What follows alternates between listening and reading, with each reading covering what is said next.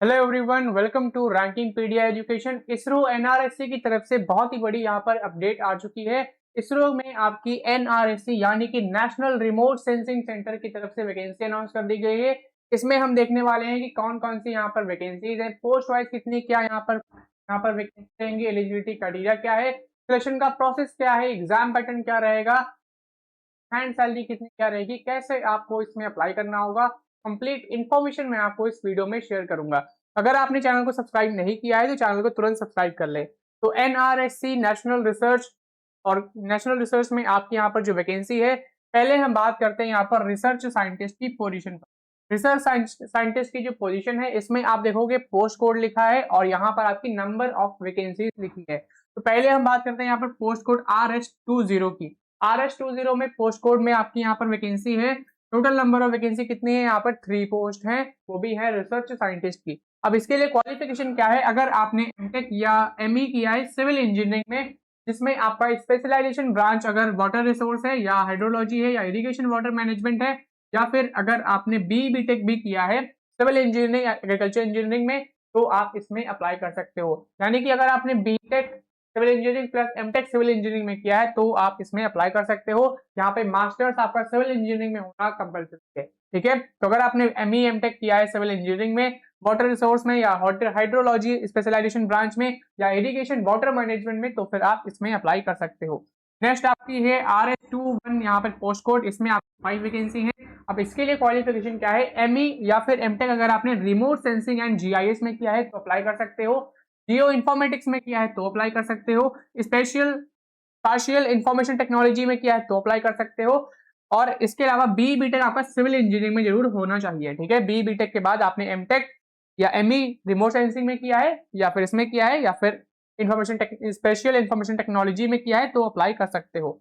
Next यहाँ पे जो पोस्ट कोड है वो आपका है RS22 में अगर आप देखोगे, RS22 में देखोगे तो 2 वैकेंसी है। अब इसमें क्वालिफिकेशन आपकी क्या है, बीएससी अगर आपने जियोलॉजी में किया है, जियोलॉजी फिजिक्स मैथमेटिक्स आपके ये सब्जेक्ट रहे हो बीएससी में, प्लस आपने एमएससी या एमटेक या एमएससी टेक किया है जियोलॉजी में या फिर अप्लाइड जियोलॉजी में, तो फिर आप इसमें अप्लाई कर सकते हैं। नेक्स्ट आपका पोस्ट कोड है RS23 में आपकी यहाँ पर 2 ही वैकेंसी है, ठीक है। यहाँ पर क्वालिफिकेशन क्या है, बीटेक किसी भी इंजीनियरिंग ब्रांच में किया हो, उसके अलावा एमई एमटेक अगर रिमोट सेंसिंग एंड जीआईएस में किया है तो अप्लाई करोगे, या फिर जियो इन्फॉर्मेटिक्स में किया है तो अप्लाई कर सकते हो। बीटेक किसी भी ब्रांच में अगर आपने सीएस में किया है, आईटी में किया है, लेकिन एमई एमटेक आपका रिमोट सेंसिंग एंड जीआईएस में होना चाहिए या फिर जियो इन्फॉर्मेटिक्स फील्ड में होना चाहिए, तभी आप इसमें अप्लाई करोगे। RS24 में अगर हम देखें तो यहाँ पर सिर्फ आपकी 1 वैकेंसी है और इसके लिए क्वालिफिकेशन क्या है, बीटेक कंप्यूटर साइंस में किया है या आईटी में किया है, plus MTech ME computer science में किया है या फिर आईटी में किया है, तो फिर आप इसमें अप्लाई कर सकते हो RS24 पोस्ट कोड में। नेक्स्ट यहाँ पर आपका है एसेंशियल क्वालिफिकेशन RS25 की।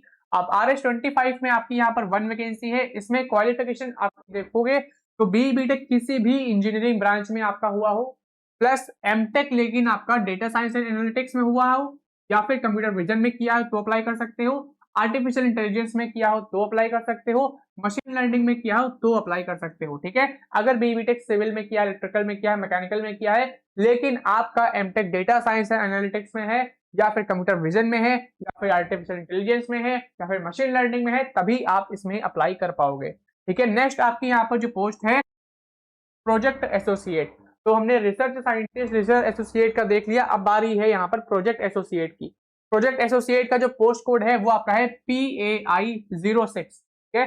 अब इसमें यहाँ पर 3 वैकेंसी है। इसमें क्वालिफिकेशन क्या है, बीई बीटेक अगर आपने कंप्यूटर साइंस में किया है या फिर इंफॉर्मेशन टेक्नोलॉजी ब्रांच में किया है तो फिर आप इसमें अप्लाई कर सकते हो। लेकिन डिजायरेबल क्वालिफिकेशन पे अगर आप देखोगे तो यहाँ पर प्रोग्रामिंग लैंग्वेज की नॉलेज आपकी यहाँ पर मांगी गई है, ठीक है। आपको नॉलेज जरूर होनी चाहिए, जैसे कि यहाँ पर देखोगे पाइथन है, C++ है, जावा, आर, अगर ये प्रोग्रामिंग लैंग्वेज आपको आती है तो फिर आप इसमें अप्लाई कर सकते हो। Strong understanding of web technologies, HTML CSS JavaScript है, रेस्टफुल है, API डिजाइन, इसकी भी नॉलेज होनी चाहिए। प्लस एंड फ्रेमवर्क्स आप देखोगे रिएक्ट, एंगुलर, आपका जैंगो है, ये सारी नॉलेज होनी चाहिए, ठीक है। इसके अलावा है, DBMS है, नो सीक्वल डेटाबेस है, MongoDB है, ये सारी नॉलेज आपके पास होनी चाहिए, तभी आप प्रोजेक्ट एसोसिएट की पोजीशन पर अप्लाई करोगे और इसमें वैकेंसी आपकी यहाँ पर 3 है। प्रोजेक्ट एसोसिएट सेकंड पर आते हैं तो यहाँ पर आपका जो पोस्ट कोड है वो आपका है PAII02। इसमें आपकी सिर्फ वन ही यानी एक वैकेंसी है। बीटेक कंप्यूटर साइंस में किया है, आईटी में किया है तो अप्लाई करोगे। इसमें भी आपका 2 साल का एक्सपीरियंस यहाँ पर रिक्वायर्ड है, ठीक है। इसमें आपका 2 साल का एक्सपीरियंस रिक्वायर्ड है और इसमें आपकी पोस्टिंग नॉर्थ दिल्ली में आपकी यहाँ पर होगी RRSC सेंटर में। नेक्स्ट आपका है PAII03 पोस्ट कोड और इसमें आपकी 1 वैकेंसी है। इसमें क्वालिफिकेशन क्या है, अगर आपने बीई बीटेक किया है जियो इन्फॉर्मेटिक्स में तो अप्लाई कर सकते हैं। आपने एमएससी किया है जियो इन्फॉर्मेटिक्स या रिमोट सेंसिंग या GIS में तो भी आप इसमें अप्लाई कर सकते हैं, ठीक है। फिर आते हैं प्रोजेक्ट साइंटिस्ट पोस्ट पर बात करते हैं। तो प्रोजेक्ट एसोसिएट का हमने देख लिया, अब बारी है प्रोजेक्ट साइंटिस्ट की। प्रोजेक्ट साइंटिस्ट का जो पोस्ट है इसका पोस्ट कोड आपका PSB से स्टार्ट होगा। तो PSB03 की बात करें तो इसमें आपकी सिर्फ एक वैकेंसी है। क्वालिफिकेशन आप देख सकते हो MSc या MSc टेक या एमटेक किया है जियोलॉजी में या अप्लाइड जियोलॉजी में तो इसमें अप्लाई कर सकते हो। नेक्स्ट आपका है PSB04, इसमें भी आपकी यहाँ पर 1 वैकेंसी है। इसमें क्वालिफिकेशन क्या है, MSc remote sensing and GIS में हुआ है तो अप्लाई कर सकते हो। जियो इन्फॉर्मेटिक्स में किया है तो अप्लाई कर सकते हो। जियो स्पेशल इंजीनियरिंग में किया है तो अप्लाई कर सकते हो। स्पेशल इंफॉर्मेशन टेक्नोलॉजी में किया है तो अप्लाई कर सकते हो। बीटेक आपका देख सकते हो इसमें होना चाहिए। BSc भी की है, BSc के बाद MSc की है तो आप इसमें अप्लाई कर सकते हो। प्रोजेक्ट साइंटिस्ट भी यहाँ पर बात करें 05 पोस्ट कोड की, इसमें आपकी यहाँ पर 5 वैकेंसी है और इसमें क्वालिफिकेशन क्या है, बीटेक अगर आपने कंप्यूटर साइंस में किया है या आईटी फील्ड में किया है तो फिर आप इसमें अप्लाई कर सकते हो। लेकिन आपको नॉलेज जरूर होनी चाहिए। अगर आपके पास है इस फील्ड में, अगर आपने वर्क किया है इन लैंग्वेजेस में, इन फ्रेमवर्क में, इन टेक्नोलॉजीज में अगर आपने वर्क किया है तभी आप इसमें अप्लाई कर सकते हो प्रोजेक्ट साइंटिस्ट बी की पोस्ट पर, ठीक है। और इसका पोस्ट कोड यहाँ पर है PSB05। PSB06 पे आते हैं तो यहाँ पर आपकी सिर्फ और सिर्फ यहाँ पर 1 ही वैकेंसी है। इसमें क्वालिफिकेशन क्या है, BSc एग्रीकल्चर किया है, BSc एग्रीकल्चर में किया है या फिर BSc लाइफ साइंस में किया है या फिर BSc फिजिकल साइंस में किया है। लेकिन BSc करने के बाद आपने MSc रिमोट सेंसिंग में किया है या GIS में किया है, रिमोट सेंसिंग एंड GIS में किया है या फिर इन्वायरमेंटल साइंस में किया है या एग्रीकल्चरल साइंस में अगर आपने BSc की है या फिर आईटी फील्ड में अगर आपने स्पेशल इंफॉर्मेशन टेक्नोलॉजी फील्ड में BSc की है या जियोमेटिक्स या जियो स्पेशल टेक्नोलॉजी में अगर आपने MSc की है तो फिर आप इसमें अप्लाई कर सकते हैं। अब बारी है प्रोजेक्ट, इसमें बात करें तो प्रोजेक्ट साइंटिस्ट 1 का जो पोस्ट कोड है वो आपका स्टार्ट होता है PSI से। PSI06 में आपकी 2 वैकेंसी है। इसमें क्वालिफिकेशन क्या है, बीटेक कंप्यूटर साइंस में किया है, आईटी में किया है, प्लस आपने ME एमटेक किया है कंप्यूटर साइंस या आईटी फील्ड में तभी आप इसमें अप्लाई कर सकते हैं, ठीक है। और इसमें भी आपकी क्वालिफिकेशन के अलावा यहाँ पे जो डिजायरेबल क्वालिफिकेशन है वो आप यहाँ पर पढ़ सकते हो। लैंग्वेजेस कौन कौन सी आनी चाहिए, क्या आपका यहाँ पर एक्सपीरियंस है, किस टेक्नोलॉजी में वर्क किया है तो अप्लाई कर सकते हो, वो आप यहाँ पर पढ़ सकते हो। इस नोटिफिकेशन की PDF को मैंने अपने टेलीग्राम ग्रुप पर शेयर कर दिया है तो उसको जरूर ज्वाइन कर ले। तो नेक्स्ट आपका यहाँ पर है JRF यानी जूनियर रिसर्च फेलो। इसमें आपका जो पोस्ट कोड है आपका JRF से स्टार्ट होगा। JRF 30 में आपकी यहाँ पर 9 वैकेंसी है। इसमें क्वालिफिकेशन क्या है, मास्टर्स डिग्री की है फिजिक्स में या एटमॉस्फेरिक साइंस में या मेटलर्जी या फिर अर्थ सिस्टम साइंस में या क्लाइमेट साइंस में। यहाँ पर जो आपकी ब्रांच दिख रही है, अगर आपने इसमें मास्टर्स डिग्री की है, MSc किया है, एमटेक किया है तो फिर आप इसमें अप्लाई कर सकते हो JRF 30 पोस्ट कोड में, जिसमें आपकी 9 वैकेंसी है। नेक्स्ट यहाँ पर पोस्ट कोड है JRF 31। JRF 31 में आपका जो पोस्ट कोड है इसमें आपकी यहाँ पर 6 वैकेंसी। इसके लिए भी क्वालिफिकेशन आप देख सकते हो, अगर आपने इन ब्रांचेस में, इन सब्जेक्ट्स में अगर आपने मास्टर्स डिग्री की है तभी आप इसमें अप्लाई कर सकते हो। JRF 32 में आपकी यहाँ पर 1 वैकेंसी है और ये वैकेंसी आपकी है एग्रीकल्चर स्टूडेंट्स के लिए, ठीक है। नेक्स्ट आपकी JRF 33 पर आते हैं तो यहाँ पर आपकी 1 वैकेंसी है और इसमें क्वालिफिकेशन अगर देखोगे तो बीटेक कंप्यूटर साइंस में किया है या फिर MSc की है एग्रीकल्चर में या फिर बैचलर्स डिग्री की है एग्रीकल्चर में या फिर अगर आपने ME एमटेक किया है रिमोट सेंसिंग एंड GIS में तो इसमें आप अप्लाई कर सकते हो, ठीक है। यहाँ पे 2 आपका क्वालिफिकेशन है, BSc agriculture plus MSc agriculture किया है तो अप्लाई कर सकते हो या फिर बीटेक कंप्यूटर साइंस में किया है, आईटी में किया है, plus ME MTech computer science में किया है या आईटी में किया है या रिमोट सेंसिंग एंड GIS में किया है तो इसमें आप अप्लाई कर सकते हो। लेकिन वैकेंसी आपकी सिर्फ यहाँ पर 1 है। JRF 34 पर पोस्ट कोड में आपकी सिर्फ यहाँ पर 1 वैकेंसी है। BSc agriculture plus MSc agriculture यहाँ पर रिक्वायर्ड है। JRF 35 पर आओगे तो यहाँ पर भी आपकी 1 वैकेंसी है। क्वालिफिकेशन क्या है, MSc कंप्यूटर साइंस में होना चाहिए या डेटा साइंस में किया है MSc तो अप्लाई कर सकते हैं। बीटेक कंप्यूटर साइंस में किया है या फिर डेटा साइंस में किया है या आर्टिफिशियल इंटेलिजेंस स्ट्रीम में किया है बीटेक आपने तो भी आप इसमें अप्लाई कर सकते हो JRF 35 पोस्ट कोड में। यहाँ पर पोस्टिंग आपकी RRSC साउथ बेंगलोर में आपकी यहाँ पर पोस्टिंग रहेगी।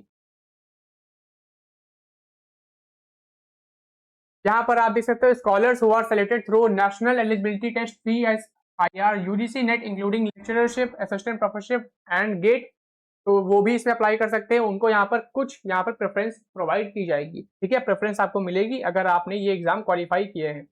बाकी यहाँ पर और भी यहाँ पर डिटेल्स हैं, तो वो आप डिटेल्स यहाँ से पढ़ सकते हो।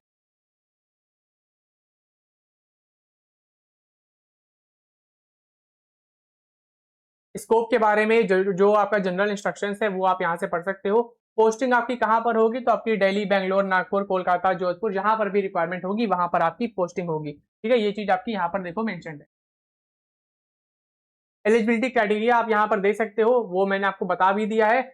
लेकिन आपकी जो भी आपकी डिग्री आपने की है, MA किया है या MTech किया है, उसमें कम से कम आपके 60% मार्क्स होने चाहिए। अगर CGPA की टर्म्स में बात करें तो आउट ऑफ 10 आपका 6.5 CGPA जरूर रहा हो, या CPI आपका 6.5 जरूर रहा हो। अगर आपने MSc किया है तो आपके 10 पॉइंट स्केल में अगर हम बात करें तो आपका 6.84 यहाँ पे CGPA जरूर रहा हो, या फिर परसेंटेज की टर्म्स में बात करें तो कम से कम आपके 65% मार्क्स यहाँ पर होने चाहिए, ठीक है।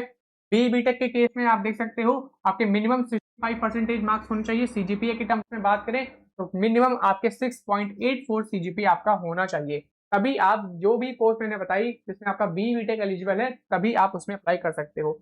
PSC के केस में कम से कम 50% मार्क्स होने चाहिए, उसमें 6.5 CGPA आपका होना चाहिए, तभी आप इसमें अप्लाई कर सकते हो। और ये सारी डिग्री आपकी फुल टाइम रेगुलर मोड में होनी चाहिए, ठीक है। डिस्टेंस या ऑनलाइन डिग्री की है तो उसमें नहीं अप्लाई कर सकते।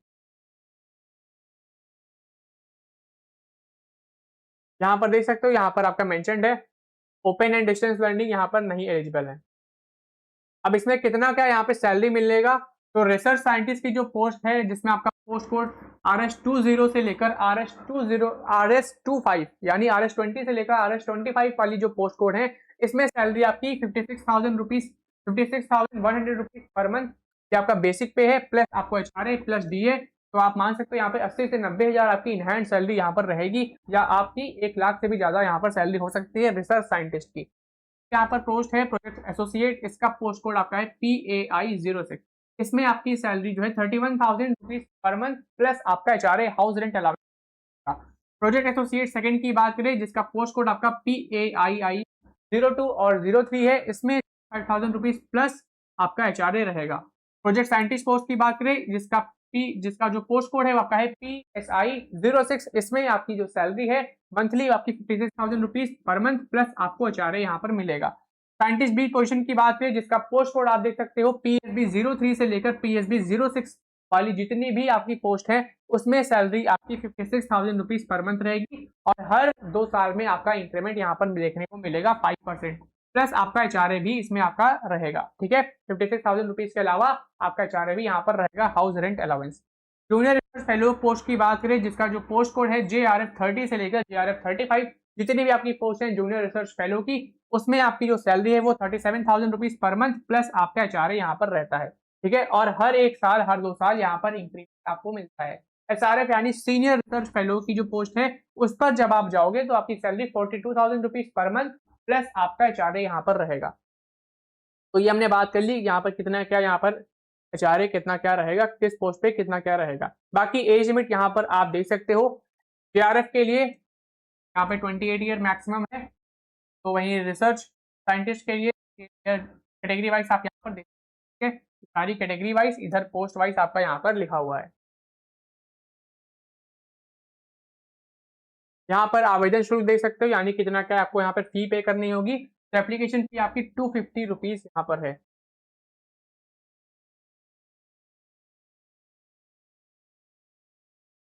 बाकी सिलेक्शन प्रोसेस की यहाँ पर बात करें तो इसमें आपका इंटरव्यू यहाँ पर कंडक्ट किया जाएगा।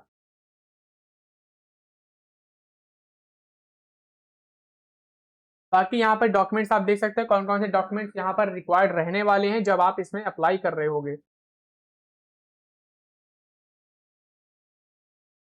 कब से कब तक आपको इसमें अप्लाई करना है, तो 1 अगस्त से एप्लीकेशन स्टार्ट हो गई है और इसकी लास्ट डेट है 21 अगस्त 20, ठीक है। तो 1 अगस्त से 21 अगस्त तक आप इसमें अप्लाई कर सकते हो। आपको इसकी ऑफिशियल वेबसाइट पर ही जाकर अप्लाई करना है, nrsc.gov.in इसकी ऑफिशियल वेबसाइट है, इस पर ही जाकर आप अप्लाई करें। ठीक है, बाकी जो डिटेल्स है वो आप यहाँ से पढ़ सकते हो इस नोटिफिकेशन। इंपॉर्टेंट डिटेल्स मैंने आपको शेयर कर दी है। ऐसे ही अपडेट्स के चैनल को सब्सक्राइब कर लें।